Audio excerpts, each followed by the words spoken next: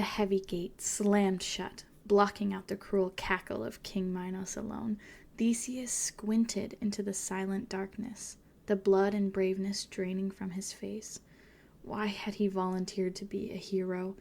His father, King Aegeus, had tried to talk him out of it. The prince could be home in Athens right now, lounging in his palace and feasting on figs.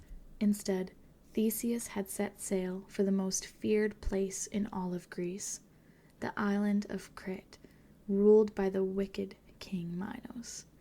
Now the prince was locked in an endless labyrinth with more twists and turns than any maze in history, but being lost in the labyrinth forever was not what scared Theseus the most. What lurked deep in the underground tunnels sent chills down the spine of every mortal in Greece: the Minotaur, a monster of unimaginable strength and fury. King Minos had built this labyrinth to contain the beast, but he could not control its hunger. So once every year, King Minos ordered 14 Athenians to serve as his monster's meal. The timid King Aegeus sadly obeyed to keep the peace between their warring cities, but Prince Theseus knew King Minos' command would not stop until his monster was stopped.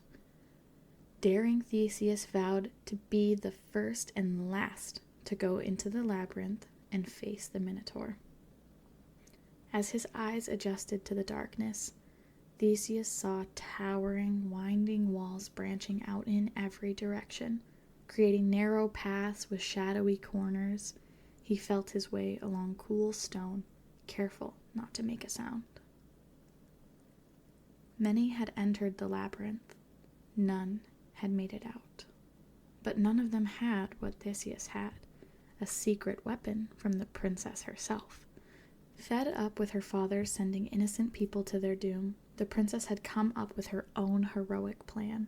While King Minos was busy unlocking the gate, the bold princess had whispered simple instructions to the shaking prince. Then she slipped something to him. It wasn't sharp, it wasn't heavy, but it was clever. Clutching the key to his victory, Theseus tiptoed his way into the heart of the labyrinth. Holding his head high and his shield higher, he turned and took a step. His shield banged into a wall and hit the ground with a thunderous clang. Staring at the dead end in front of him, Theseus did not see the glowing eyes pop open behind him, but he heard panting, and it was getting louder, getting closer. Theseus spun around.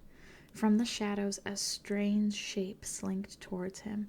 Its face looked like a bull, but it stood on 2 legs, and its huge, hairy body was not like anything on earth. With nowhere to run, all hope lay in his secret weapon, a string. The princess held tight to the other end of that string. She had whispered that by always keeping a hold of the string, Theseus could trace his way back to the entrance and escape the inescapable maze. It had seemed like the perfect plan, but now Theseus wondered what good it would do if he was stuck in the belly of the beast. The Minotaur leaped at the prince, but right before it reached him, it tumbled to the ground. It had tripped on the string. Now was Theseus' chance. He summoned all his courage and dove onto the beast's back, grabbing it by the horns.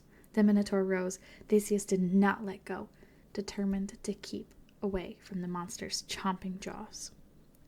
Too huge to turn around in the narrow pathway, the roaring Minotaur charged forward, crashing into the dead end again and again, trying to knock down the wall. Instead, it knocked itself out.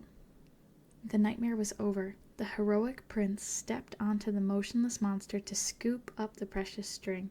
He followed it back to his freedom, and freedom for all of Athens.